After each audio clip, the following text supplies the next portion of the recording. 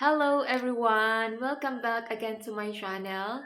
By the way, for those who are new here, I am Mentor Joba, a political science instructor, and also teaching some of the general education subjects like readings in Philippine history, the contemporary world, life and works of Jose Rizal, and others like ethics.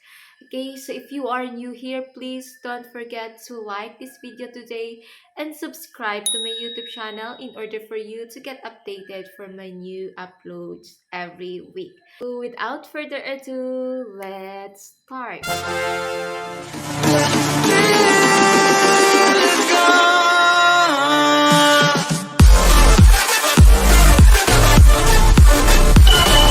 For today's topic, we are going to discuss about the meaning of internal migration and international migration. Okay, so on our previous discussion, we have already defined what is the meaning of migration. And for today, we will discuss the two types of migration. So we have here the internal and the international migration. Before we proceed, may I ask if you have any idea about the difference of the meaning or yes, the difference of the word internal migration and international migration? Alright, so if you have any idea, please write it down on the comment section. So let's start on the word internal migration. According to my author or my research, internal migration refers to a move from one area, let's say for example, a province, district, or municipality to another within the country. And when we say international migration, this means that crossing the frontiers which separate one world's approximately 200 states from another.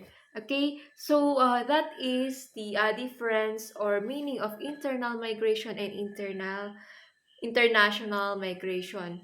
Okay, so sabi dyan na kapag internal migration, move lang ng mga tao or inhabitants within the country. So let's say for example, you are from Rizal province and you transferred or you move to Cavite or you move to Metro Manila.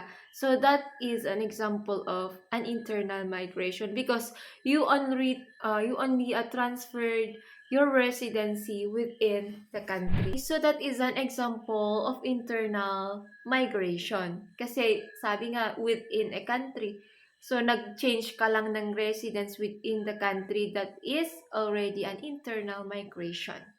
And when we say international migration, it says here that you are going to move outside your country with approximately 200 states from one another. Okay, so when you move from the Philippines to the United States and you stayed there for a longer period of time, and that is already international migration. Okay, so moving out from your country is already an example or already referred to international migration, and you will be called as international migrant. Okay, so I hope that is clear to everyone.